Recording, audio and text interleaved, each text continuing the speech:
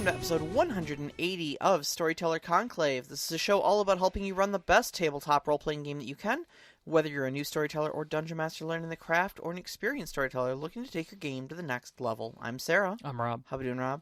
Happy Hump Day. Happy Hump Day. I mean, it's Hump Day. Regardless, we always do Hump Day, but you never say it. So. It is like the humpiest Hump Day. It got like just warm enough to like I'd open up all the windows in the house. It was just a little breezy. It was gloomy, a little drizzly today. Yep. Oh man, like when 4:30 hit, I clock out and I was like, all right, I got to get ready to go over to Rob's. And then I just like slumped over on my bed and I was like, I need to take a nap. Hello to everybody in live chat. We appreciate you all being there. And to you listening on MixLR, we appreciate you listening there as well. Absolutely. Hello, everybody. And for those of you who are listening to this recorded sometime either later tonight or tomorrow, welcome.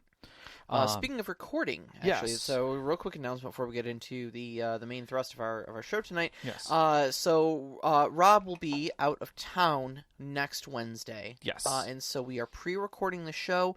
There will be no live chat. Let's see here. That's today's the 12th. That would be the 19th.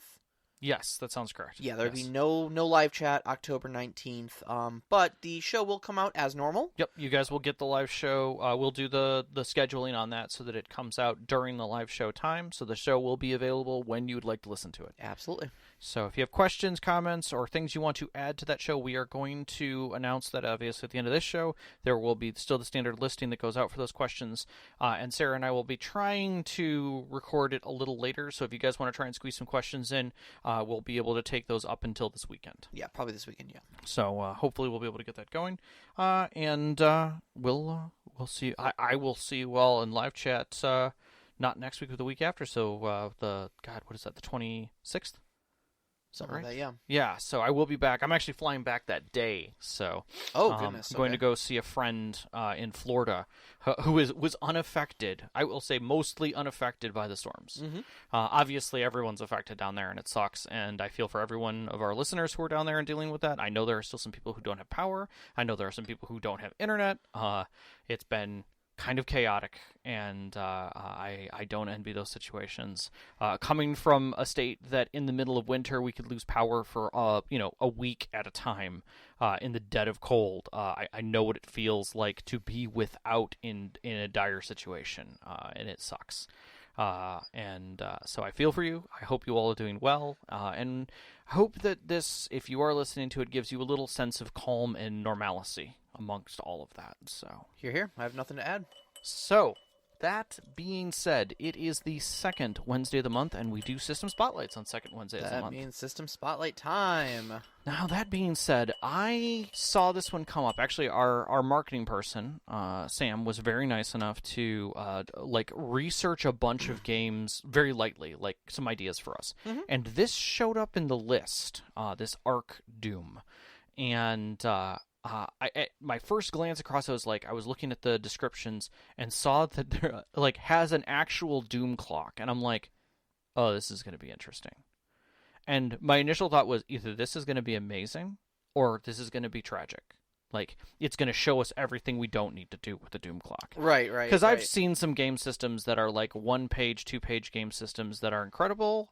And I've seen some indie games that are 60 pages to 170 pages that are I'm not going to say hot garbage, but are definitely like written with one specific mechanic in mind. Yeah.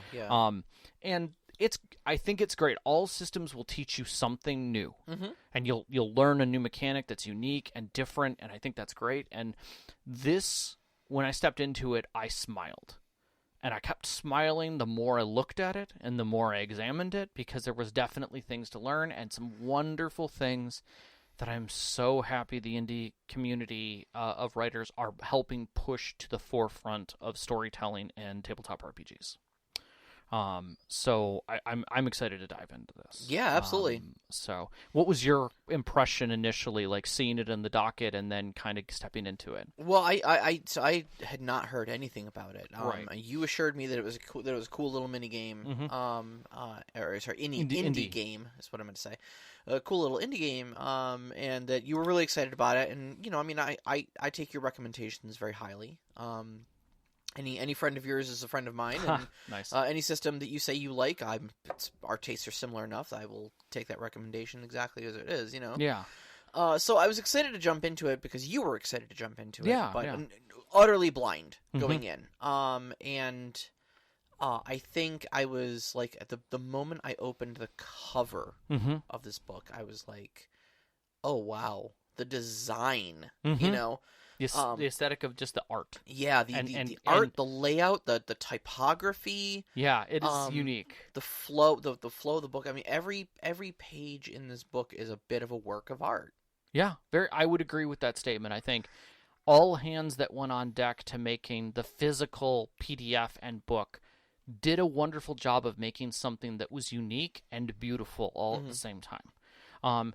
And it's not like you look at something that is crafted art, like some of the D&D books are crafted art. It looks old world, there's sketch pieces, there's like sketch art of landscapes and intricate clockwork pieces amongst this scrawling text and formatting that fits and is framed in a specific way to make it feel like a tome.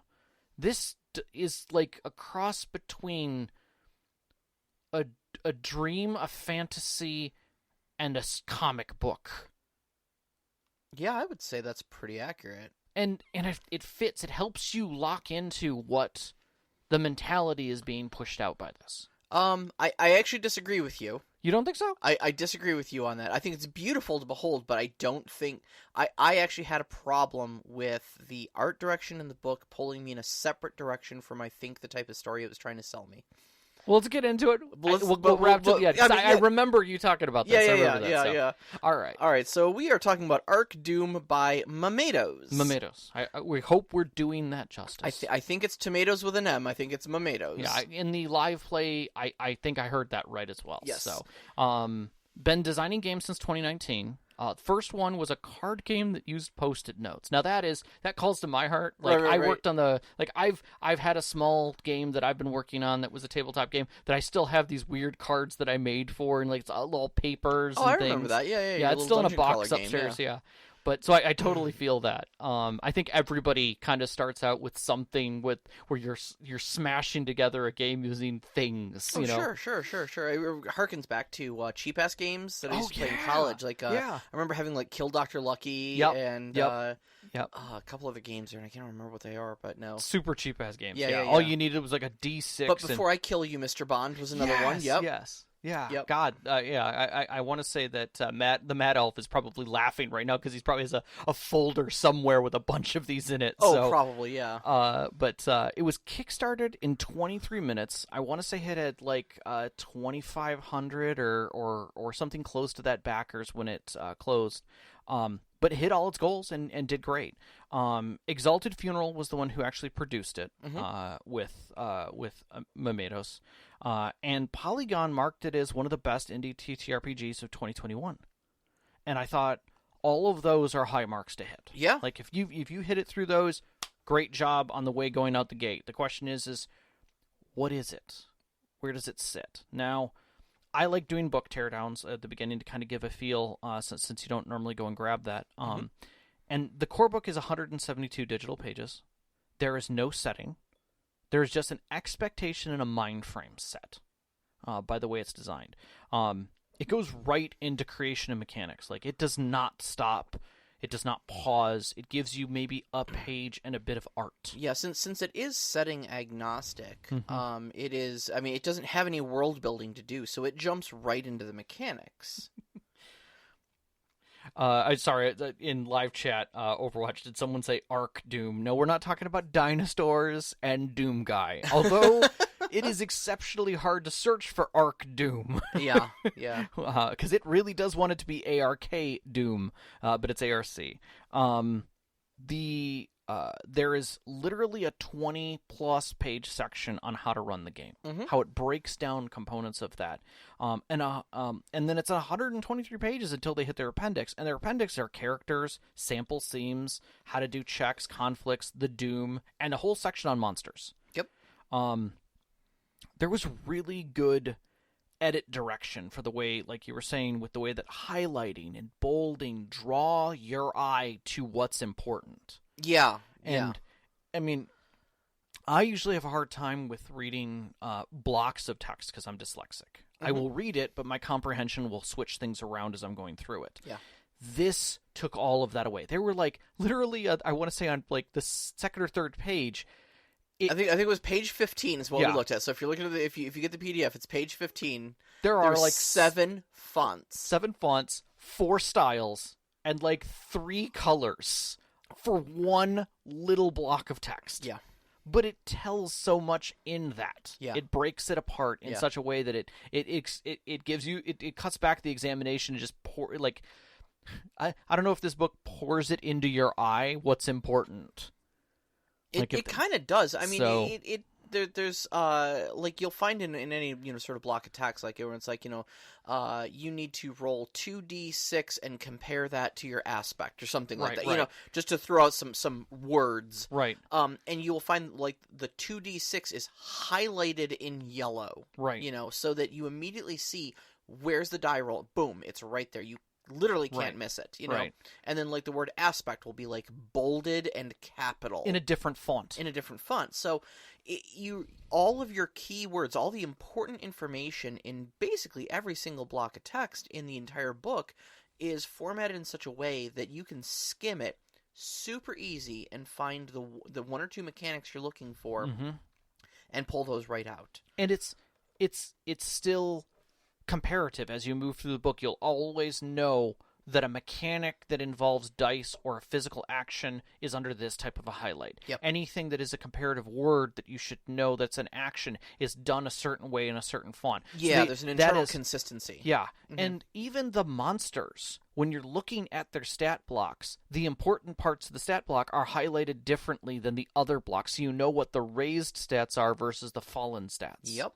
And it's like, that's simple things that are beautiful direction to help you quickly go through something that feels monotonous and break it down to make it be like, okay, I can see what I need out of this, Now, beyond this, the arc-rpg.com, that's arc-rpg.com, has a quick start that you can get for free.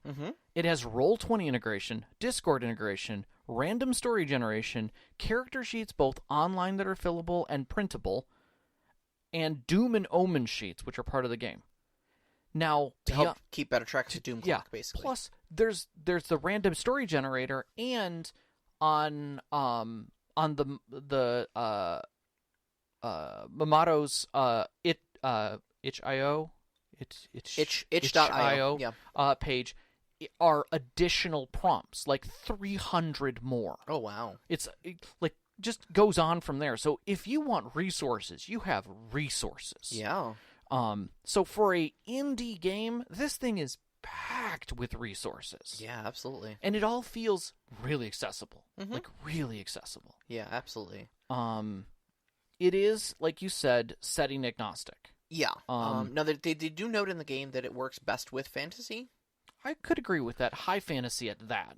Yeah, high fantasy. Recently, if anybody watched Critical Role's EXU Calamity, 4-part miniseries, this would have been brilliant to run Calamity in.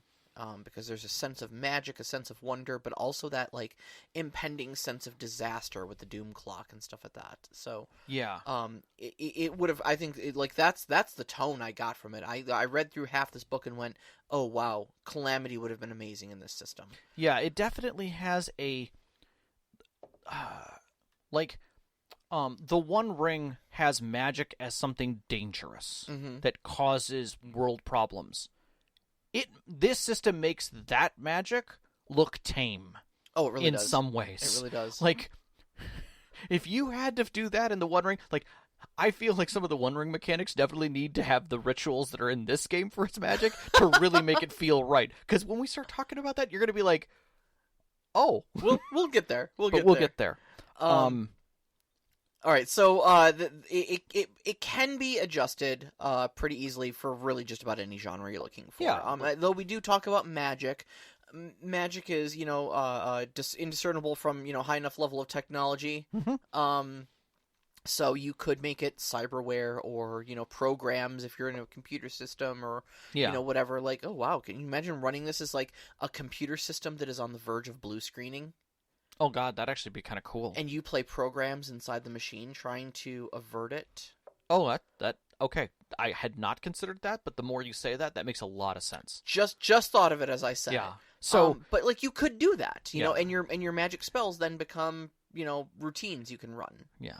I will say this though, and like you said, Doom is in the name. Yeah. It is apocalyptic. The idea is that something apocalyptic is coming. Now, when we use those terms, we're not necessarily talking about like a meteor hitting the world or, a bomb going off, although all of those things are apocalyptic and fit.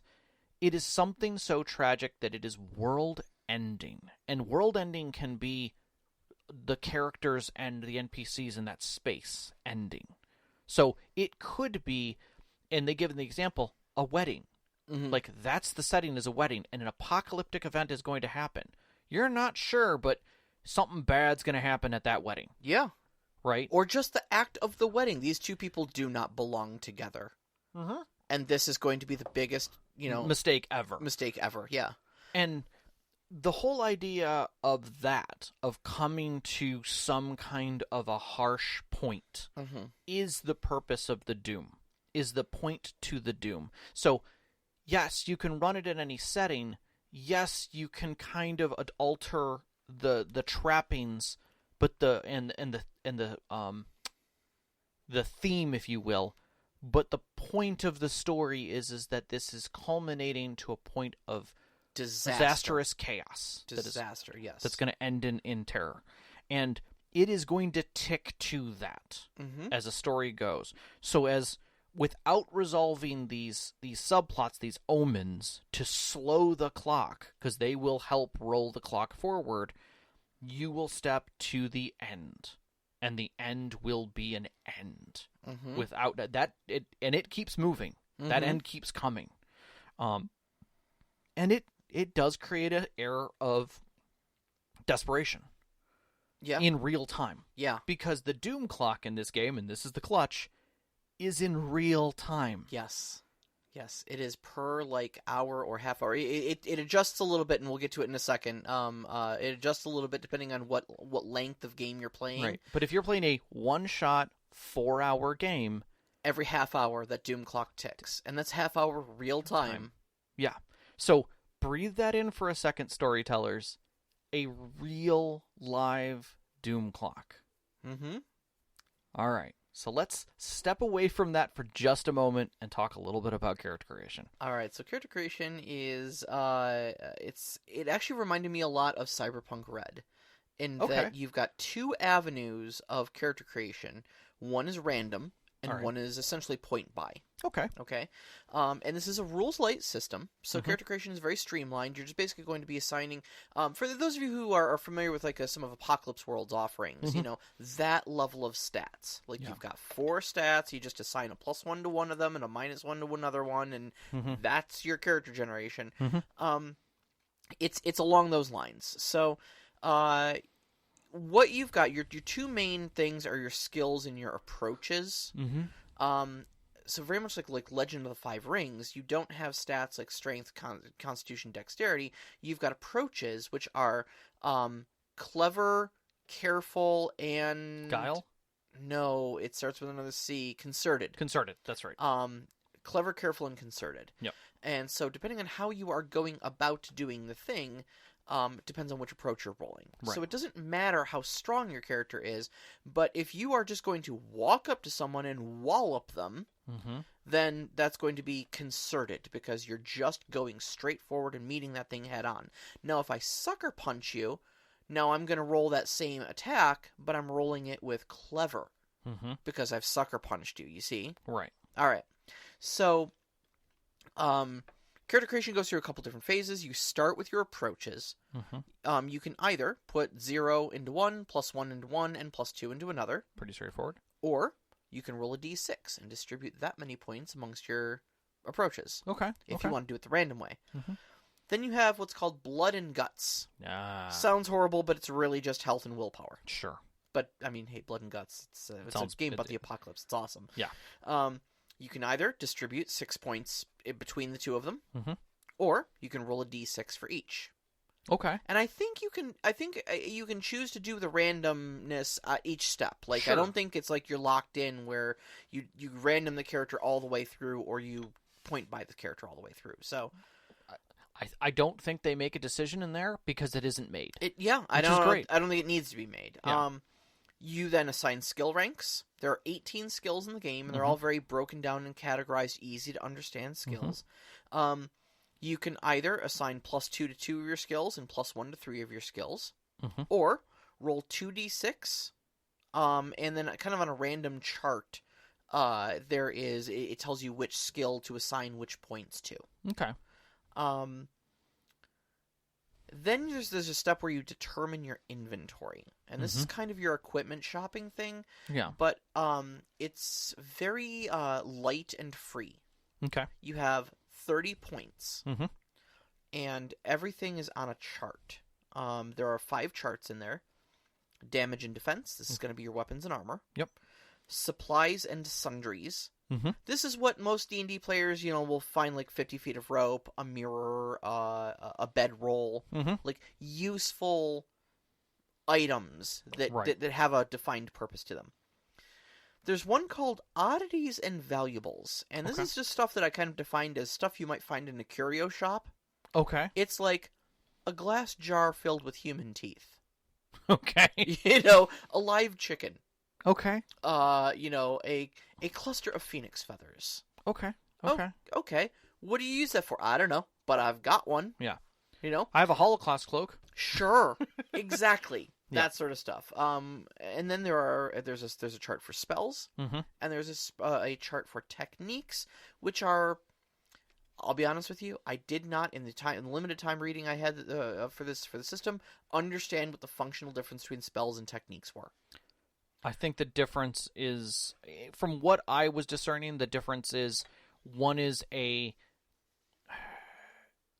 something that breaks reality. The spells are basically reality breaking or reality generating, depending on how you look at it. Mm-hmm. And the other is something that is internal. A technique is something that comes from the character. Okay. That's the way I kind of read it. Yeah, okay. I'll give you that. But they function much the same. Yeah, they function veritably identically. Yeah. So again, you can either spend 30 points, and there are like essentially numbers next to each item. Mm-hmm. So presumably it goes up in cost as you go down the list. And this is especially true for like the spells and stuff. So like the number 1 on your spell list is going to be an extraordinarily weak thing, but then as you get down to the bottom, there's like a 24-point spell. Oh, geez. And you have 30 points for your beginning budget, so that should tell you something about, importance and how important and powerful that spell is. Right. Or you can roll essentially 12d6 worth of gear on the chart randomly. Interesting. In up to 3d6 batches. Oh. So 1d6, 2d6, or 3d6. Each time you roll, you just decide until you have rolled a total of 12d6. Interesting. Yeah, it's kind of neat. There's one or two other ways that they give a couple other alternate methods, but that's the first one that they had on there. And I'm just going to pause for just a second here before we keep going with these because I think the next one is interesting. But like that right there is a great way to start a campaign of Lost. Like you're dumped somewhere. Uh-huh. Your ship crashed, and you're finding what's left. What do I have in my pockets? Well, you have a jar of teeth. This is what's useful out of the chaos that is left over from this grand caravan of people. Yeah. Now, one of the cool things about this too, and this is what I was like, what was in the back of my head this whole time. I'm thinking randomly rolling your characters, because what is the big problem with randomly rolling a character? Shit rolls. Yeah, absolutely. Yeah, I mean, that's literally it. So if you point by, you're balanced with everybody else who point bys. But if you have crap rolls, well, then you're just subpar. And the game actively makes up for that in this inventory stage, mm-hmm. Where if your random rolls were bad, And this is per one of these you qualify for. So if, for instance, if the sum of your approaches is 1. Is 1. You get 9 extra points or 3 extra d6 if you're doing the random rolls for your inventory. Okay? And your blood and guts are less than 3? Less than or equal to 3? Less than or equal to 3. You also get another 9 points or 3d6 dice. Yep. Or if the sum of your skill ranks is equal to or less than 4. That's a lot. You get a lot of inventory. Yeah, you do. You get a lot of inventory to make up for the fact that you just have no appreciable skills and are terrible at approaching everything. That's neat. Yeah. That's neat. Okay. And then the last bit, and this is the part that I know you love. I love this part. And I loved how this mechanic played out, okay? Yeah. The last thing you do in your group is you create bonds. Mm-hmm. Now, we've seen bonds in other game systems. Yes. And usually they're like, okay, well, come up with the thing you like about the person to your left, and you owe a debt to the person to your right, and you come up with these little story hooks, right? Mm-hmm. They're not necessarily stopping you from doing that, but bonds are a mechanical thing in this game. And you choose one other person at the table, and you have well, okay, I'm going to get to this first. You have 2 bonds. You start with bonds of 2 people.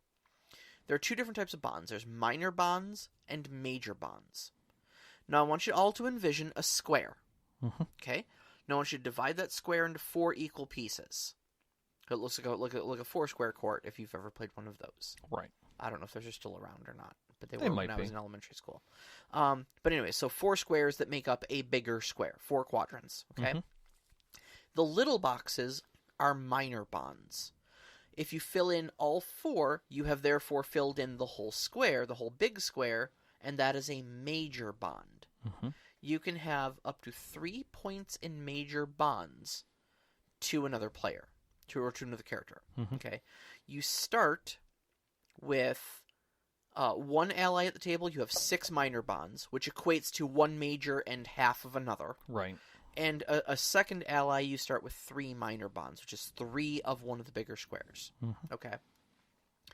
Now, how these play out mechanically for you is that you can use your bonds to assist others, basically just giving them bonuses flat up, equal to your major bonds. You can also burn your minor bonds if you want. Just erase one of the squares, which may lose you a major bond. Right. And allow that person to re-roll. Okay. Any roll. Okay. And then there's ways that you earn those, and you can build those up during gameplay, and we'll get into that in a little bit. But at this point in during character creation, the last thing you do is you create your bonds to 2 other players at the table, Mm-hmm. and you put those onto your character sheet. Yeah, in the gameplay functionality of it, it gets really neat. It really does. And alters as the game goes, because you don't.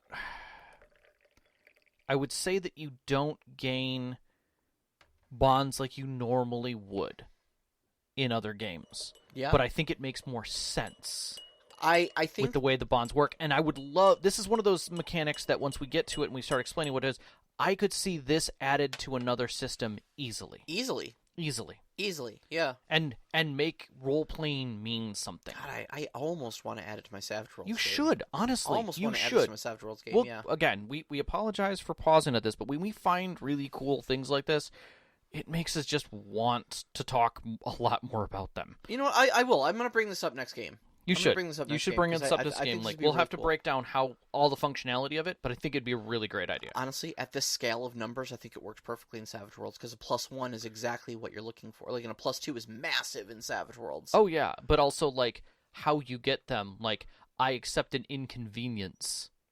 No, I think it's perfect. I think it's perfect. It gets me. But we're getting ahead of ourselves. We're getting ahead of ourselves. I'm sorry. All right, so listeners, for the let's take a divergence. moment into advancement. All right. Advancement is pretty straightforward, honestly. It's a point system, and then you use those points to buy advancements. But what's interesting is it's in real time. It's in real time. So you gained 3 XP for each real-time hour played. Or if you're playing a long game, it's going to be longer than 4 sessions, it's just a flat 12 XP per game. Yeah. But like, that makes sense. You're there, you get XP, you're in the story, the story is moving. And they do note that XP becomes available immediately. Yeah, so you can just immediately get approaches or raise your skills or your blood and guts as you go. Yep, so, and it moves on. All right, so. Into the simplicity of the mechanics. Mechanics. Because literally, the mechanics don't take long to learn. They don't. It looks super simple. Barely an inconvenience. Okay, so you've got skills, you've got approaches. So like I gave that example earlier of if I'm going to walk up and punch you square in the nose, that is a concerted plus, I forgot what their actual like brawl skill is. Sure. I'm going to call it brawl. I know that's not the right term for it, but I'm going to call it brawl. Sure. So it would be like a concerted plus brawl. Okay. So once you've determined what your skill and what your approach is for what you're trying to do, you add those two things together. Say I have 1 in brawl and 2 in concerted. Okay? That makes 3. That is my target number. I roll 1d6, and I'm trying to get under my target number. Or threshold number. I'm sorry. TN is threshold number. Now, if and that's because like your higher approach, your higher skill will add together to a much higher number. Ergo, you want to roll low under it. It's GURPS people know this. Yes. So I'm trying to roll low at this point. If I roll under it, I succeed. If I roll over it, I fail. If I roll exactly the number I'm looking for, I can choose either a success with consequence or a failure with opportunity. Which I think is great. Exactly. I think that's a great way of looking at it. I think if you roll a 1, I didn't put it here on the sheet, but that's basically considered a critical success. Yes. And you are allowed to succeed and create opportunity off of that. Now, I'm going to say one thing about this, and I don't want this to be confused. Sure. When we're talking about making your approach and your skill check, it's not like creative, careful, and concerted is the framework. It's a combination. So, for instance, if I'm doing a social skill, and I am, I'm attempting to bypass a guard. My approach to that could use any one of those. I could use concerted, which I might intimidate or enforce or invade. Yes. Okay, those are literally the social skills that sit underneath that. Just as easily, I could use careful in my social skills and attempt to reason or detail or guide myself around it. So don't think of them as hard and fast. It's always a combination to create the point of reference. Yes. So it's not like everything can boil down to creative, careful, or concerted. That's not how that works. It is always a tree that puts those two together. So going from like a D&D or Pathfinder or something where it's like you have your base attributes and then you have these. No, it's not. There's nothing that boils down to the base. Right.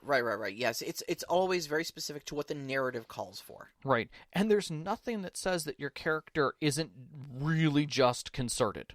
Like they do everything with a concertedness. Sure. So like, yeah, you're attempting to you're attempting to figure out knowledge about something. You might just really try and recall it, but you have no knowledge of this. And that's great. Like that's what a big lunk might do.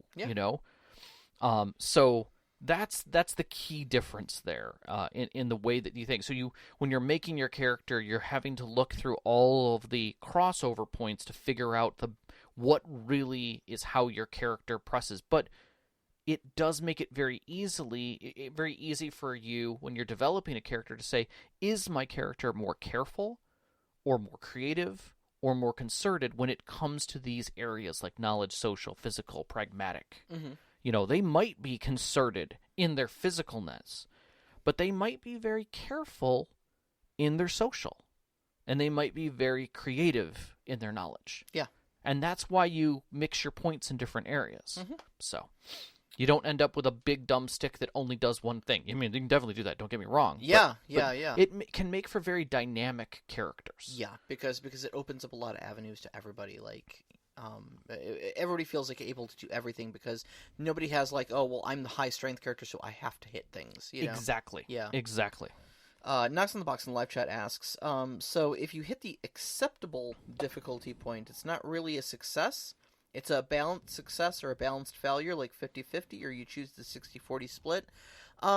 Kind of. So you've got two thresholds. I don't suppose we define these very well, so thank you for asking. So you've got success with consequence or failure with opportunity on a tie. Mm-hmm.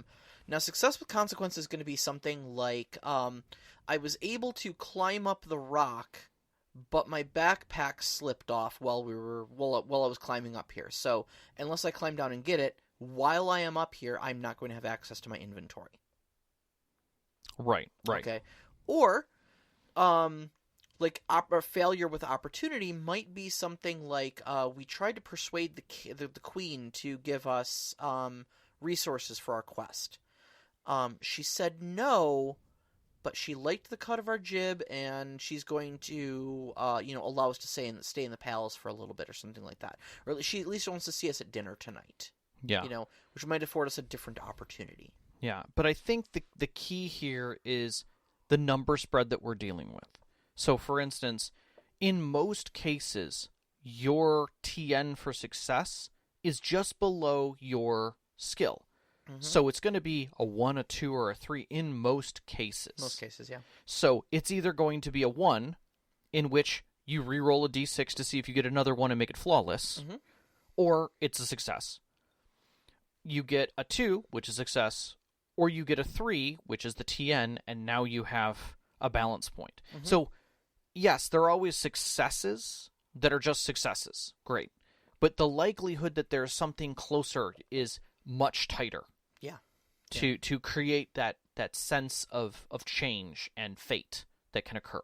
So now, keeping in mind, there's a couple things that kind of modify this thing here. So there's obviously if a task is considered easier or harder, mm-hmm. The storyteller may modify that with a +1 to the TN, or maybe a -1, or as much as a -2 if it's considered obscenely difficult to do.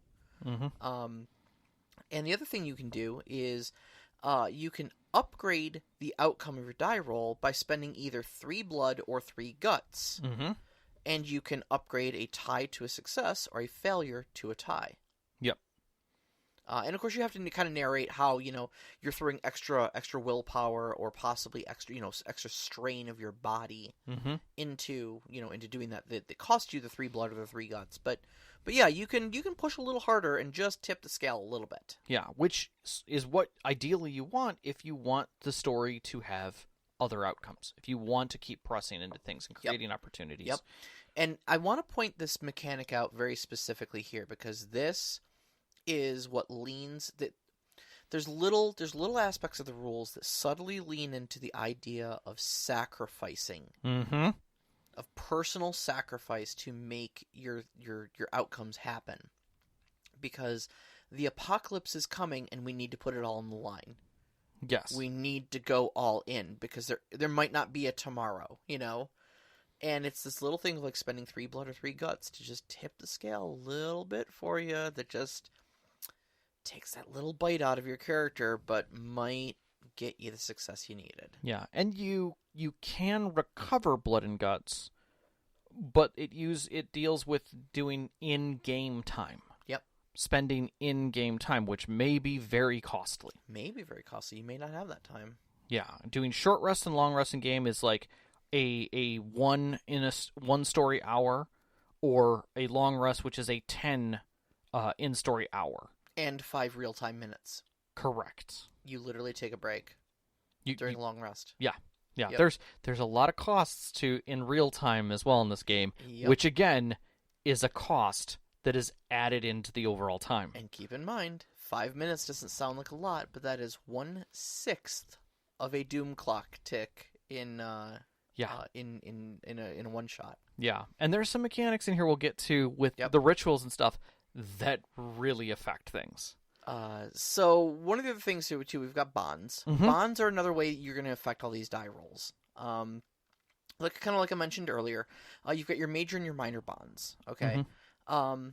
And these are functional measurements of your ties to the other characters. Now, major bonds, you can have 1, 2, or 3 with another character. And they can just be used to, if you assist that ally, you just add that to their TN for whatever they're trying to do, because you've got that level of synchronicity with them that you're able to affect them in that way. And it doesn't really cost anything to do that either. You can just do that. Now, minor bonds, like I said earlier, can be spent to allow that ally to re-roll. But again, you are spending them, not applying them. Right. So you're actually burning a little bit of fate, a little bit of favor with that person to get them to re-roll like that. Now, how you earn bonds, other than just a character creation, I really like this. So basically, taking on hardships or making sacrifices for that particular ally, putting yourself out so that they can be convenienced by it. Yeah, giving them something helpful that they need. Yep. Standing in, taking a hit for them. Yep. Coming to their assistance. Yeah. Whether it's socially or physically. So just little small things are going to add one minor up to that first major bond. Yep. Okay, so small things no longer count after you've got one major bond with them. Yeah. Okay? After that, it becomes more serious things like accepting harm or a risk. Someone is about to get hit by somebody big, and you shove them out of the way and take the hit. Yeah. Like, someone is about to be put down or said that they're the criminal, and you step forward and say it was me. That one might count as something a little bit bigger. But well, if you're going to jail, that might be a serious risk. It depends. It depends on the story. But significant things like this can add up to two minor bonds. Yeah. Up to your second major bond. Yeah. Okay. The only way to get your third major bond point is a life-altering, like, ultimate sacrifice sort of... Often fatal. Often fatal, yeah, or potentially fatal at least, in nature, that will get you that third bond. Yeah. Which, that right there, I love the way those mechanics function. I think that is great, because you will burn bonds and get bonds back just through role play and decision making. Yep. And that's a fantastic mechanic. It is a fantastic mechanic, yeah. Yeah. I feel like this right here could be transposed into many games. Yeah. Yeah. Very easily. And watch people become way more creative and complimentary and assistive to the rest of the group. And you talked about taking a hit for somebody, because the next thing we're going to talk about is conflict. Okay, I wrote it as combat here, but it should be conflict. Yeah. In one of the ways you can earn bonds with people is by standing your ground. And standing your ground is kind of like taking the defend action or the dodge action in a lot of other games, where you get a defense bonus.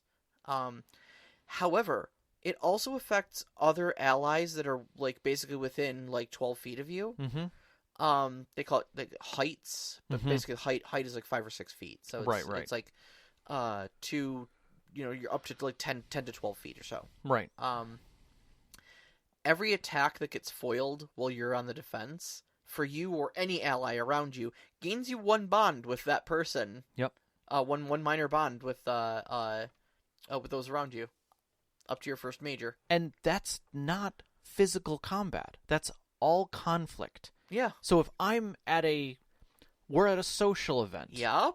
I can take a very defensive posture.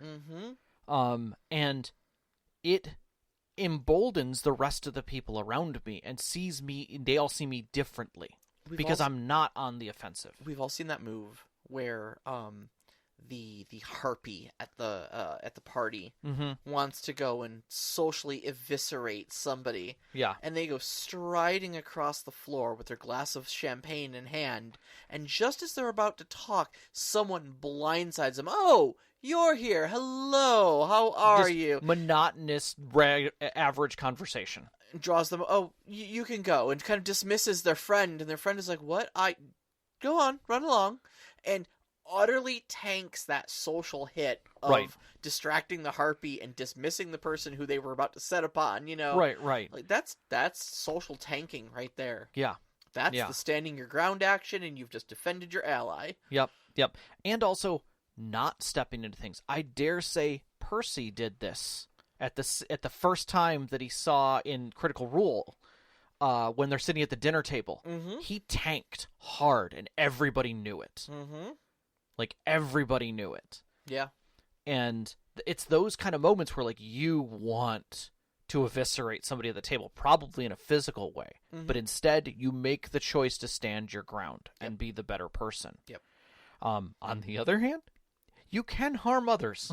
Yeah. So how conflict goes is you have basically 5 different options you can do, and initiative order actually goes in order of these options. Yes. So you've almost got like 5 different initiative tracks. You don't roll for initiative. Heroes always go first unless you've been ambushed, in which case your aggressors always go first. It's just that simple. Right. But it's per round, or it's per stage, I suppose. Right. So the first stage is anybody who's standing their ground Mm-hmm. goes first. You make those declarations. I'm standing my ground. Okay, cool. Next, anybody trying to harm others. Mm-hmm. Okay. Damage is very simple in this. Mm-hmm. You're going to make an attack roll using whatever the applicable attack skill is, plus your approach. Mm-hmm. And your weapon damage, if you succeed in that, is going to be the TN of your attack, plus any bonus what damage your weapon is going to give you. Mm-hmm. Now, defense lowers the TN, so it actually makes it harder to hit, but it also, because the base damage is your TN, acts as damage reduction. Okay. So if I've got +2 armor, you need to roll 2 higher than you normally would. If you were normally rolling a 3, you now need to roll a 1. Right. And you only do 1 damage. Right. So armor kind of pulls double duty, and it's very powerful in this. Mm-hmm. And then, like I said, your damage is your TN plus any bonus damage from your weapon. So I might actually hit you with that 1. Mm-hmm. And I'm only doing 1 damage base, but if I've got a +2 weapon, I'm now doing 3 damage to you. Right. And that goes to either your blood or your guts, Mm-hmm. depending on The if situation. I'm Yep. physically hitting you or if I'm just trying to socially tax you. Right. You've got non-harmful actions that come after your harmful ones. Mm-hmm. And these are going to be things like assisting with a skill. Mm-hmm. You're going to make your own skill roll, and if that succeeds, you add your skill's value to the ally you were assisting. Mm-hmm. You can assist with a bond, Yep. in which case you just add your bond to that Mm-hmm. person. Yep. Or you can do something else.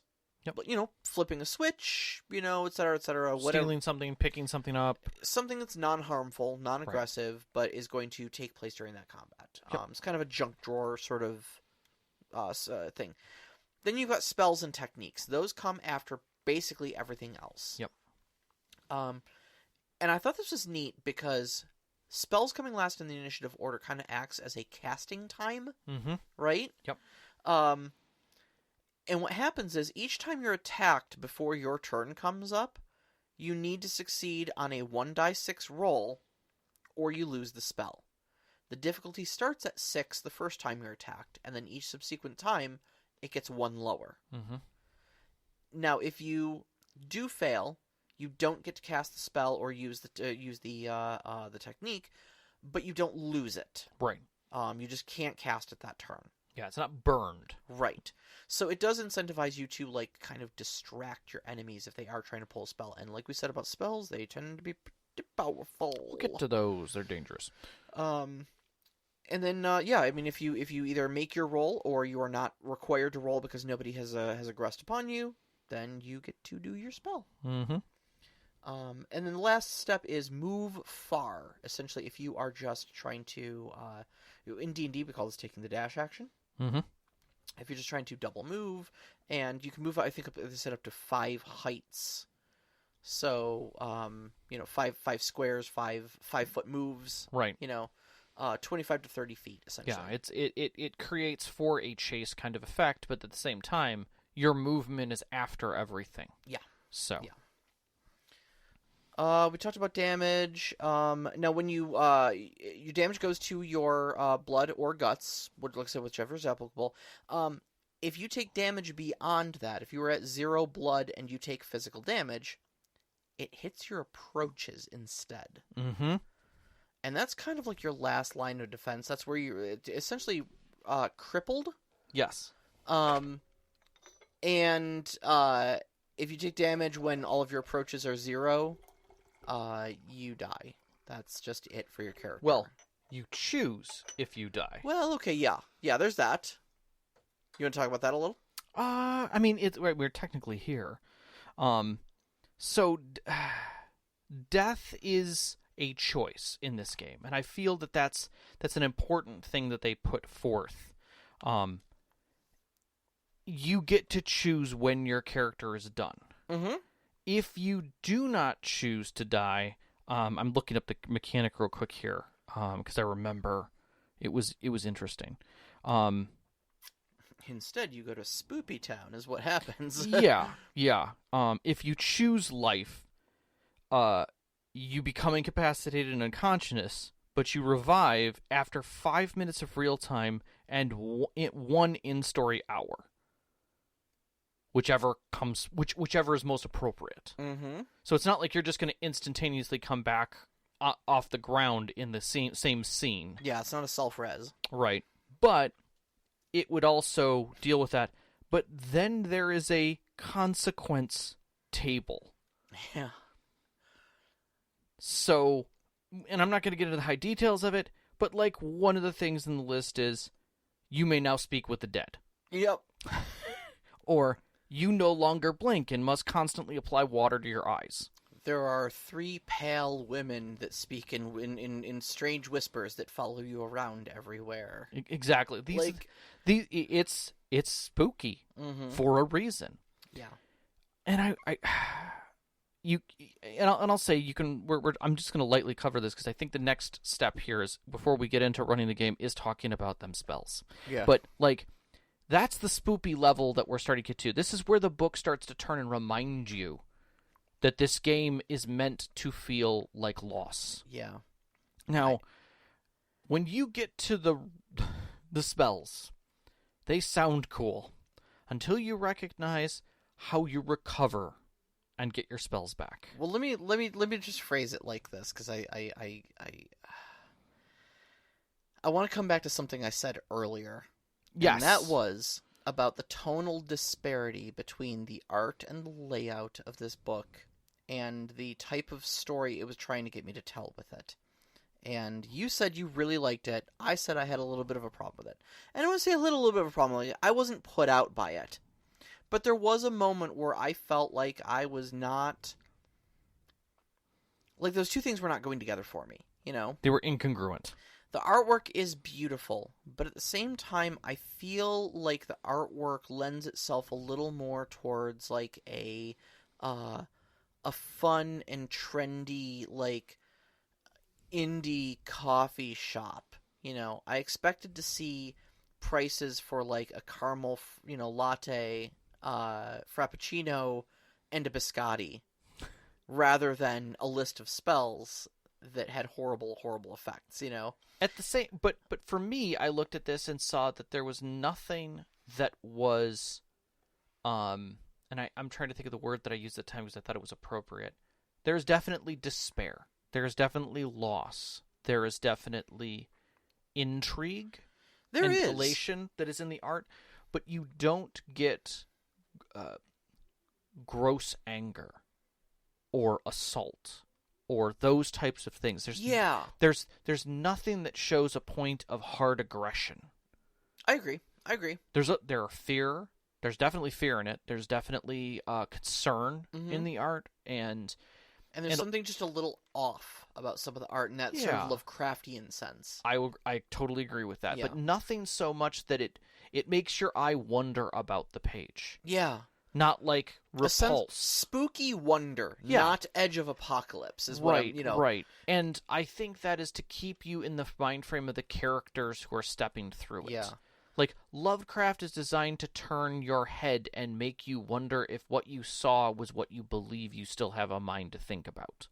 Whereas this game is like, I'm still a hero and there's a chance, but more than likely I am going to fail. Knox in the Box, I think, put it best in the live chat here. He says, it looks like YouTube recap artwork for a fantasy series that wobbles when it animates. That's an interesting way of putting it. I think it's a perfect description. I think it's a perfect description. But anyways, yeah. I don't want to dwell on this too long. Right. So, but what I'm saying though is that my point is that when I read through the book, I got kind of lulled into a false sense of security about, and I was thinking of wonderful, fantastic, bright stories I could tell with these game mechanics, right? And then I get to the spells section, and it's like, okay, here's what all the spells do. There are 4 levels of spells that it kind of talks about. Yeah. You know, you have, like, ones that are useful, 2 that are highly useful and may be used in day-to-day or conflict, 3 that are critical and could be used to turn the tide, and 4, which is ones that could possibly end the world. Yeah. Okay? Just casually stating these things. So I looked up, like, the healing spell in there, and I forgot, it's got a clever name to it, but I forgot what it was. So to replenish your spells, you not only need to take a long rest, but you need to do a ritual for each one of your spells that allows you to essentially get that spell back during the long rest. Lifebringer. Lifebringer, okay. You or a creature you touch gains 4 blood and 4 guts. Very effective, highly useful. If I was a cleric, I'd be having this in my spell deck. Absolutely. Now, what ritual do you need to complete, Rob, to get that spell back upon a long rest? I would need to, and I'm quoting this because I'm reading it directly off the book, consume at least 1 handful of humanoid flesh. Yep. Do you see a spell there called Doom Pause? Let me go back to it. Let's see here. Where there's compel. It's higher. That's right. It's farther down in here. Yeah, I'll get back to that. There's secret door. There's past the veil. Let me find one of these that is worse. So Doom Pause. I will fill this one in for you. Doom Pause, when cast, basically says the next time the Doom Clock will tick. Oh, that's right. It doesn't. Nothing happens. Right. Which is phenomenal. That is immense. You can literally stave off Doom for a half hour or an hour or something like that. It's a technique. That's why. It's not a technique. spell. Okay, yeah, so Doom Pause. Now, what is the ritual to get Doom Pause replenished? You watch an ally die. Yeah. So you understand why I'm looking through this book and I'm thinking to myself of caramel, frappuccinos, biscotti, and bright, nice tales of wonder and maybe a little creepiness, that little edge of something mysterious and whimsical. And then I get here and it's like, watch an ally die and eat flesh. And I'm like, oh, that's right. This is a game about the apocalypse, and we are all going all in with earth-shattering magics because there might not be a tomorrow. So why not eat human flesh? And at the same time, just at a level a little less than 4, you've got like fluorescent transcendence for the next 3 real minutes or in game. Mm-hmm. You and your allies' spells and techniques are automatically enhanced. No guts reduction or skill checks required. That's powerful as heck. That's really powerful, yeah. Right? The requirements are 5 guts and focus. It lasts for 10 real minutes or 3 ticks instead if you do that. Mm-hmm. The ritual, dance with a corpse. The way this feels for us is it feels like the art direction did definitely have one feel that is beautiful and it's a wonderful thing, but understand that this game is about characters who have come to the end of something. Yeah. Now, I will say that the book flat out reminds you it is a guide. Change what you want. There's nothing that says you couldn't change some of these rituals to be a little more respective to what you're in. If you're in a space game, flying through space and your magic and techniques are more tech-related, some of this may not make total sense, but you want that same weight. Mm-hmm. You want to have, like, a spell, for instance, that the effect is the target creature you see gains an instance of all their spells and techniques. So they get it, mm-hmm. right? The ritual normally says sleep inside a wooden box with a dead crow and a full-length mirror for the next day. Bury the box and its contents. Yeah. Right? What are you going to do in a sci-fi setting? That seems odd, right? But you're effectively juicing someone else up. Maybe you have to sit in cryo, right, for a period of time, for a full day. Yep. You know, and focus something. You know, to focus your energies to the, you know, inner light of the universe. Sure. You know, for that period of time, while at the same time sacrificing two benign things. But the whole idea is that everything is a sacrifice. Mm-hmm. That is the reoccurring feel, is that there's always a sacrifice to have gains. Yep. The game is teaching you to have sacrifices, reminding you that sacrifices have meaning. You may have to cross some lines to avert the apocalypse. Not necessarily even moral lines. Yeah. Just personal ones where it's like, I'm going to have to do this. Mm-hmm. And it should feel like that. Your bonds being burned should feel like that. Yep. Gaining bonds should feel like that. Yep. It should hurt. Yep. So, in running this game, you have, like, a lot of different layers. And they do teach you early on that you could run it as a one-shot or as a short run, like 3 stories, or even as a campaign. Mm-hmm. And it scales. Your Doom Clock having so many ticks, or having a total number of ticks, and how those ticks are timed, whether they're a half hour, whether they're an hour. Mm-hmm. How your omens relate, meaning if they haven't completed these omens, these side quests, subplots, like they haven't closed those up, those omens carry weight. For each one of those, they can tick additional times. Go ahead and tick those moments away closer to Doom. Yep. So when the Doomsday Clock ticks, for every omen that is still essentially unresolved, and they typically suggest 3. But if you're going to play just like a one-shot for like one night, you can do 2.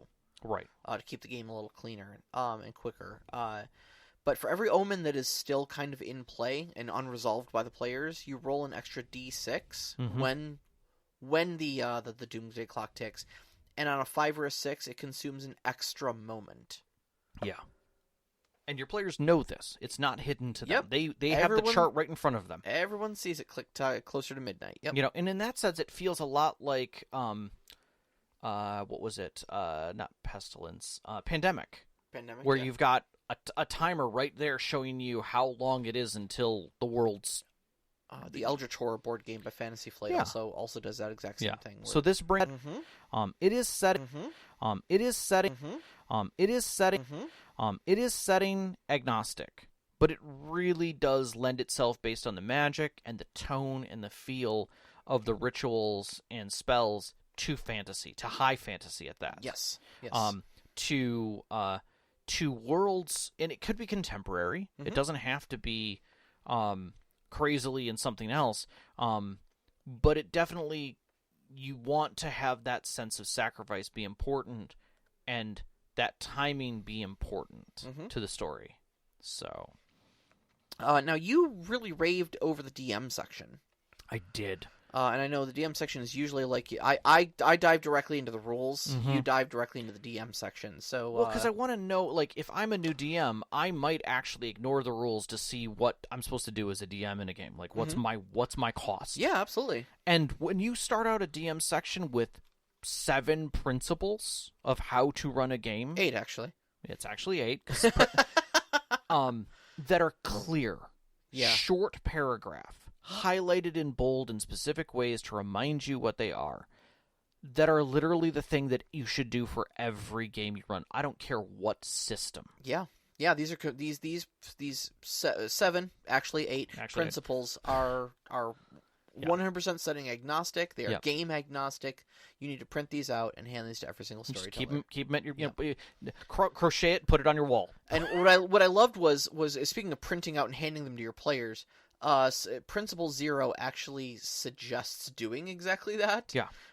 And Principle 0 is be a respectful, compassionate human being. That's it. If somebody is uncomfortable at your table, address it, because they are a person first and a player second. Yeah.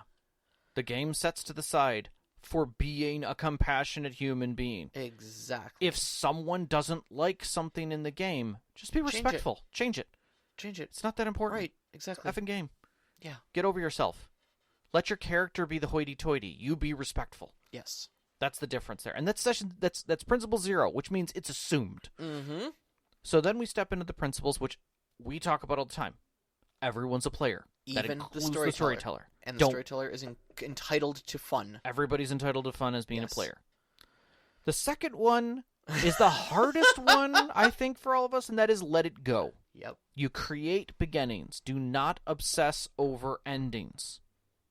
You create beginnings, and the story goes on.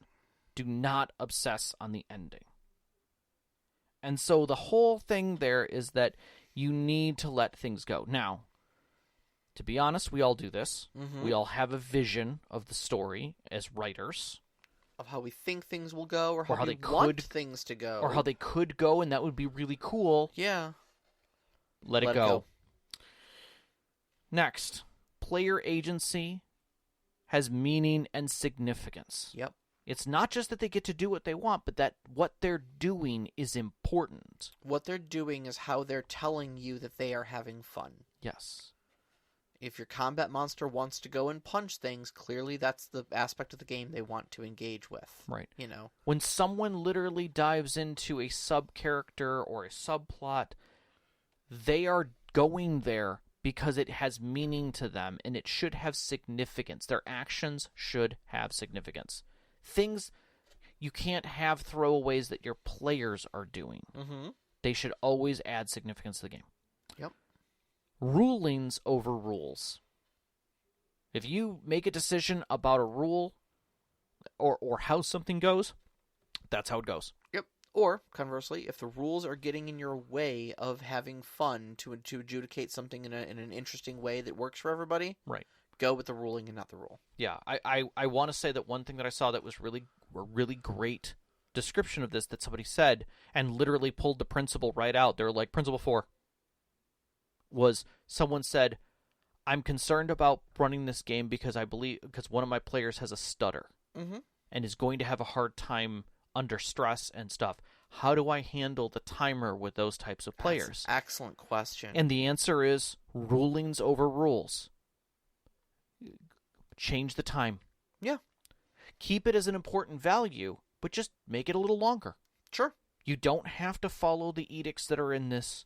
Make it comfortable. Yes. If you feel the real-time clock needs to pause, the Doom clock needs to pause so that everybody can have a break, take a damn break. Mm-hmm. Just take it easy. Stop the game. Whatever. Yep. Do what you need to be comfortable and having a good time. Yep. And check with your players about that. And that's the next principle. Simply communicate. On a constant level. God, we say this all the time. Yep, we do. And I think one of the things about that is, as the storyteller, it doesn't say to keep a clock running. It says be mindful of the clock. And I think what that is really trying to tell you about the communication is there are times when you need to meta with your players, when you're not in the narrative of the story, and you just need to pause that clock for just a few. Yeah. And then tap it back to keep going. Yeah, absolutely. Let things roll. We're never hard role-playing all the time. There are a lot of times when we'll sit at the table and we're like, hey, bring it back together. That wasn't gameplay. That was someone just going on about something that they saw on TV. Yeah. So keep in mind narrative is what we're targeting for that timer. Mm-hmm. Grow through inspiration and action. I think that is a beautiful way of really listening to your players. When they're inspired and moving and taking action, that is when they're growing and when your story is moving. Take that and honor it. Mm-hmm. And it is okay to fail. Yeah. That is the 7th principle. 8th. But that you can fail, and failure is okay. The game can end in doom, and it was still a great story. Yeah. And honestly, like those big heroic endings where you try, but maybe you fail, or maybe, you all just watch the apocalypse happen together as you're all holding hands, like the ending of Fight Club, Yeah, or as the storyteller, it didn't work out as well as you'd like. Did you learn? Sure. Great. Accept a failure, congratulate everybody, and let's move on. Yeah, absolutely. And that's great. That's a wonderful way to walk away from any story. And that's the beginning of the DM section. Yep. From there, it goes into, what do you do before the game? Mm-hmm. How is Doom separate from the players, and that it evolves on its own? Omens are side quests that lend to that plot. Motivations of NPCs and faction are important. We talk about this all the time. Yep. The hook for why your players are there. During the game, you set scenes, adjust the story accordingly. You adjust the story accordingly. Mm-hmm. Simple little things. Again, in short paragraphs. That you keep an eye on the Doom Clock. You don't forget to advance the Doomsday Clock. When the Doomsday Clock is nearing its end, you raise the stakes. You make things feel tangible or apparent to them. Mm-hmm. The sky is falling at that point. And after the game, and I rarely see this in any other system. They don't talk about... I don't think I've ever seen this one. Yeah, they talk about the XP and rewards, but no one ever says, congratulate everybody. Just enjoy the ending. Say, that was great. Yeah. Have a moment that encapsulates the ending beyond the game for your players. Yeah. It doesn't just have to be about writing out the end of their characters and letting them talk about things. I mean, I think this is, for me, we usually do this during Wishes and Stars. Yeah. I mean, I think it's one of the reasons why I ask, did you have fun today? I mean, Yeah. I kind of expect everyone to say yes, but I ask it every time anyways. Yeah.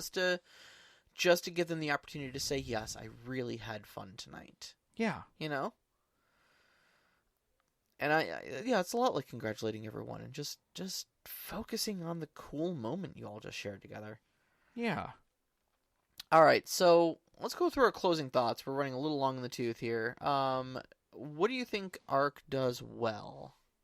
I think it teaches you how to play it well. Yes. I think it's straight to the point. I think it's it gives you great tools, really good DM advice on a global scale. Not even just for this system, and makes everything simple and easy to read. That DM section goes quick. It's 20 pages, but at the same time, everything in it is bite-sized, easy to grasp, and quick to move through. Yeah, absolutely. And I think the game as a whole is well annotated. I talk about when you're looking through most game systems, they give you little snippets of combat or little snippets of social or how this mechanic works. That's in the appendix. It's full sections explaining the rules sections there, so it doesn't sit in the book in a weird way. Yeah. There are little bite-sized clips in the book, but there are full play-out sections that talk about each part of those mechanics, which makes that really easy to grasp. Yes, and very easy to find, too. Yeah. And then the game sits in a place that is narrative, but it sits in an interesting kind of tactical sense as well. I mean, I don't think it's nearly as tactical as some narrative games, but I do think it sits a little closer to that because it does have those stages, those mechanical stages, and it definitely plays harder with the numbers. The clicky-clack dice hitting the table have meaning. Yeah. I would say it probably sits somewhere around Fate. A little more tactical than Powered by the Apocalypse. Yes. But maybe slightly less tactical than Fate. It is definitely less esoteric in the way the game moves than Powered by the Apocalypse. Most of the systems in Powered by the Apocalypse. And I dare say handles the approach vector better. For people who have gone from a traditional game like D&D or even Dungeon World, if you want to go with an extended, and says, okay, I want to do something like Powered by the Apocalypse, but I still have all this clicky-clack rules kind of still stuck in my head. Yeah.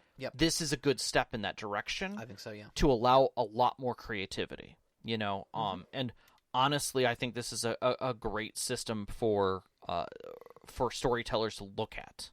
Yeah. I would say, even if you're never going to run this game, just picking it up and reading it. Oh, yeah. Grabbing it, definitely. Especially for just the DM section. Yeah. To learn about how to run a good game. Yeah. In a simple, just keep it around for that. Yeah. Plus, the artwork is beautiful. It's a treat for the eyes. It is a treat. What do you think Ark doesn't do well? All right. Well, I will be the bad guy here. You're the bad guy. I'm the bad guy. Meow. Depending on how it's run, I think this game can be very high stress for its players. Now, keeping in mind, I say this is depending on how it's run. I don't think it's a hard rule that this is a stressful game, but I tend to stray away from anything that uses real time as a thing. Like you brought up earlier, you had that storyteller who had a concern with a stuttering player. Yeah. It's going to make things difficult for them, specifically and stressful for them, because they can't communicate as fluidly in the same amount of time as the other players at the table. And that's an accessibility concern. And I don't think that... I try to shy away from anything that causes accessibility concerns. So, understanding that it can cause accessibility concerns and that you have to pay extra special attention to them, that's a complication. Yeah. There are some people that simply do not like having the sword of Damocles hanging over them while they're trying to make decisions in a tabletop game. No, I mean, anybody who's already dealing with enough stress in their life doesn't necessarily need that. Granted, you don't have to play it as a single 4-hour session with a Jenga tower style feel to it where, like, you know, catastrophe is a moment away. And you know, like we said kind of at the beginning, too, is that not every Doom has to be the apocalypse. Right. Sometimes it is literally like, those two should not be married. This wedding is a disaster. From the beginning. From the beginning. You know. And that's it. It's foil my best friend's wedding, you know. Right. And one of the things that I thought was interesting was, like, they had brought up the whole idea of, like, mobsters, like a mobster feel, where like, where it's like, and all I could think of was like a fantasy version of Lucky Slevin. Lucky number Slevin? Yeah. Yeah. Where it's just hijinks that leads to an ending that is chaos. You know, or 4 weddings and a funeral. You know, where, like, yeah, there's kind of a terrible ending that happens, but you have to get there. You know, all these omens that happen, and like all of those have stress related to them, but it's never feels like it's death. You just know it's coming. You know. Yep.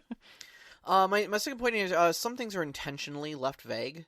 And like I personally like this as a storyteller because it allows me some broad interpretation. Like, what do you use the jar of teeth for? I don't know, but I can come up with probably 10 different ideas for you by the end of the night. Yeah. You know? However, I do know that there are some people who don't like that. That, like, what do you mean there's no rules for the jar of teeth? Yeah. Why would I spend inventory on a thing that doesn't have rules, doesn't give me a tangible advantage? Well, who's saying it's not giving me a tangible advantage? Well, right, but where are the rules that say what advantage it gives me? I need to be able to calculate that, you know? It's those style of tactical players that aren't going to jive well with the system due to its intentional vagaries to leave story flexibility. Yeah. You know? They want to know what the numbers are. And then lastly, I think I talked about this earlier, you know, the art direction of the book can sometimes fool you into thinking this is a much lighter-hearted game than it actually is. It's beautiful, it's colorful, it's almost cartoony. Yeah. It is about the apocalypse. Yeah. And Lisa, there's almost no brutality in the art, but there is sort of a Lovecrafty and sort of creepy, something is off edge to it. A lot of the art has dual meaning. Yeah. Or multiple meanings. Like, you might, like, I looked at a fish, and you were like, no, that's a mermaid with their hands together. And it took me a second. It's a reverse mermaid, yeah. Yeah, and I'm like, oh my gosh, that's weird. But it's things like that you're looking at. It's almost like looking at tarot art. A little bit, yeah. Like, the game is full, like, the book is kind of full of that. Oh, God, yeah, I didn't even draw that connection. Yes, it's like looking at a tarot deck, which at the same time is an impending story. Yeah. With a fateful ending. Like, it's there, it's hidden in a beautiful way. Like, there's a lot of hidden glory in this book. So, all right, you want to blow through questions real quick? Real quick, sure. The 6 of them that there are? Yes. So Nevim, we'll open with Nevin's. Does the Doom clock only tick forward? The answer is yes and no. Kind of. There are techniques that will stop it. That is very dangerous. Yes. And you can tick it back at the end. If you hit the apocalypse, there is an option to either end and just give an epilogue of, like, what happens. Okay, we lost. Or you continue playing. Okay, the disastrous thing happened. Now what? Or you rewind time a bit. At a cost. At a heavy extreme cost. Yeah. like, allies die and crumble to dust, Yep. things like that, But we're back one tick. Yep, but we got just that little bit more time. And that's cool. That right there is yeah. a weird, cool concept. That element of sacrifice that's woven into so everything. Yes and no. Is the system based on other systems? No, but there's some inspiration that you can feel. Yeah, and I will say that Sean was a little one of the brought this up for me yesterday. He said it actually felt a little bit like Fate accelerated. In that there are, I think, 6 different approaches, but they have very much the same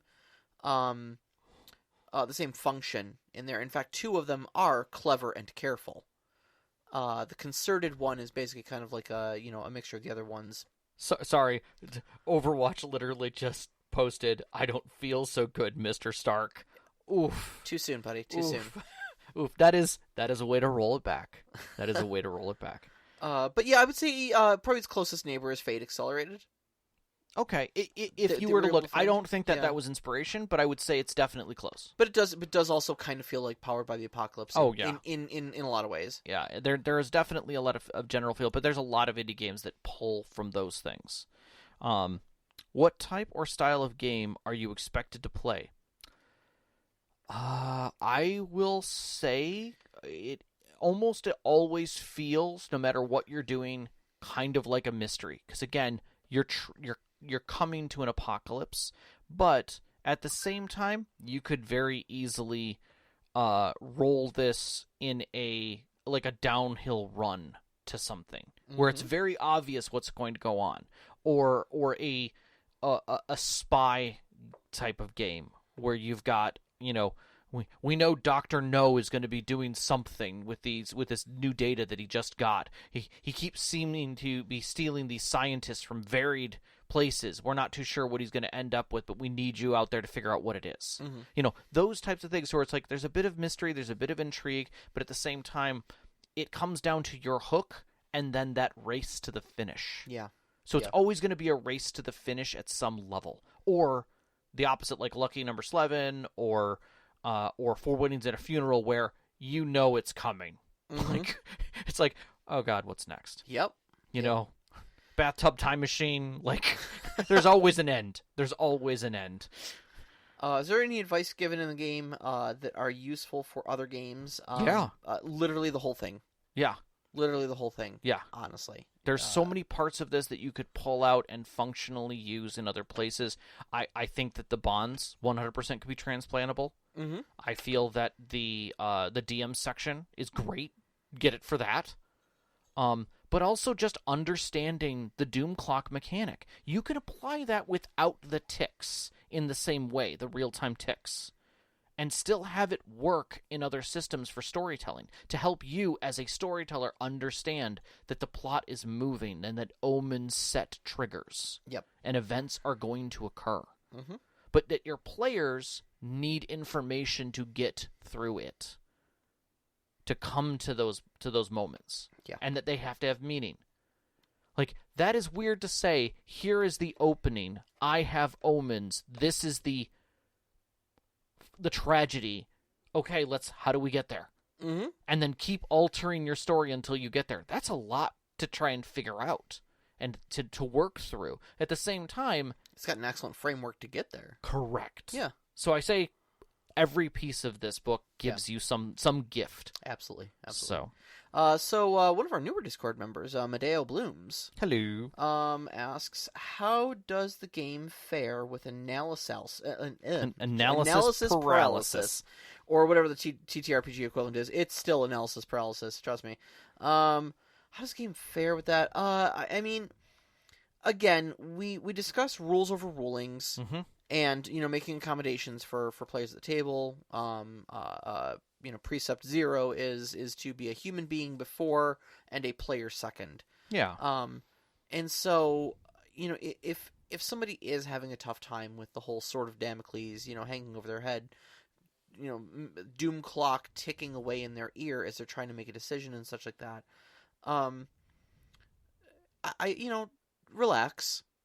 pause the doom clock if people are getting overwhelmed, things like that. Give them a break. Give people a break and stuff like that. But I don't think it would be that. In this game, you have a lot less of that because, again, you're not setting a situation that they have to analyze heavily. That and I really think that the aspect of sacrifice that permeates so many of the rules in this game and the ways that it is meant to be played, the ways that it teaches you it wants to be played, lends itself to making hasty decisions because you don't have time to think about them. Yeah. And so you're going to have moments where characters do things that are brash simply because the apocalypse is looming over their head and they can't think of a better way to go about doing it. They just need to make a decision now, so they make sloppy, hasty decisions. And that's where your great sacrifices get made of, moments of stupidity, moments of bravery, moments of self-sacrifice, and moments where you push all your chips in the middle of the table and you go all in because there's not going to be a next game. Goonies. The impending doom. The town is being sold out from underneath them. It's very much Arc Doom. There's sacrifice. It's a rush to the finish. You've got omens through the whole thing. You're trying to stop something, but again, the direct answer is finding money, right? And solving the problem. But the way that they go about finding the money is the way that the players chose. Sure. So everything else sits there. All of the pieces that tie it together. The sacrifices, the social sacrifice that Annie makes by not returning to the surface to stay down with the Goonies. All of it fits within those moments of, I have to make a decision right now because we have to keep moving. Yeah. Yeah. No, I think Arc Doom and Goonies go along very well. Okay, Rob. Okay, Rob. So there's a different framework for it that kind of fits that. Because as you were talking to me, I'm like, okay, and all these fit very well. Yeah, yeah. Slick shoes? What? Like, that's a terrible idea. Why would you do that? It's almost as bad as a jar of teeth. Exactly. Kind of is that way. Like, why do you even have that with you? All right, so keep going. Next question. Does this game just not work with players who take time to make decisions? Yes and no. Yes and no. I think it will teach them how to play the game. Yep. And I think that the longer the player takes to make the decision, and they start realizing that the doom clock does not stop for them, the other players will make decisions and move. Yeah. And they will get dragged along with the current, and hopefully they will catch up. Yeah. But again, pulse check your players. If that is stressing them out, of like, I just flat out cannot make decisions quickly and this is pissing me off, then, again, step away, take a break, maybe extend the doom clock, make some adjustments for players, whatnot. So that maybe it's not just going to be for them again. One session. Yeah. 1 4-hour session. Maybe you have to make it 2 4-hour sessions, and you extend the doom clock a little bit. Yeah. No big deal. And then lastly, is the system all beginner friendly? Extraordinarily. Yes. I would love to see this as a beginner game. Yes. I think absolutely. Especially because it has just enough rules to hold a storyteller accountable who's never done it before. Yeah. Simple as that. Yeah, everybody can understand that. Yeah, I agree. Yeah, I agree. No, I like it. I like the feeling of it. I think that's a great way of putting it. All right, we have gone 1.5 hours. Yes. Of our 1 hour show. Yes, because we can. We have mics and they don't. Yes. So, thank you again, Mamados, for such a wonderful game. And I did message and said, please listen to our show. And I do want to run this. And if I do, I will definitely be messaging and letting you guys know, because I'm interested in running a one-shot of this. Yeah, so. I can definitely think of a couple different ways I want to run a one-shot for this. So, next week's topic is going to be Storyteller Red Flags. Yes. These are, all the little hints that maybe you might want to find a different game table, or you may want to have a talk with your storyteller at very least. Yeah, and they might sometimes be things that you do. Yeah. That you don't realize Yeah. is a red flag. Yep. We've seen so many of them on Reddit in recent yeah. months. Like, my storyteller did this. Am I the asshole for Yeah, thinking yeah, that was so stupid? Like, much of and that. people going, "Oh my god, run away, quick!" yeah, You know? like it's It sounds like your storyteller's a Nazi. Like, maybe the case. Yeah. So, all right, now let me get the real music started. And keep in mind, next week's show is going to be pre-recorded once again, so no live chat, but it will come out on Wednesday as planned. So you can find us on Twitter at @ST_Conclave, on Instagram at @ST_Conclave. Listen to us live every Wednesday night, except for next week, on mixlr.com/storyteller-conclave, 7 p.m. Eastern Time. And join us up on our Discord. We'd love to hear from you, join the discussion, talk with other storytellers up there, and shoot us some questions for the next show. You can find that link on our Twitter, as well as our website, storytellerconclave.com. We'd like to thank our Patreon members who help us every month, especially our name members, Knox in the Box, Subchat, Sam, the Arcane Asylum, Sparkle Motion Veteran, Hulavu, and Sean. We really appreciate your help. Our pre-show music is by Arcane Anthems. You can find that at patreon.com/arcaneanthems. Our intro music, Beyond the Warriors, is by Geefrog. You can find that at geefrog.bandcamp.com. Our outro music, which you're hearing right now for the second time, is Only Our Footprints in the Sand by Midair Machine. You can find that at freemusicarchive.org. And a big shout out, as always, to our families, Vicky and Sean. Thank you so much for loving and supporting us. Thank you. All of our friends who've sat beside our tables over the years to give these great stories to share with you, as well as you, every single one of our listeners. We love you guys so much. We love you. Good night. Good night.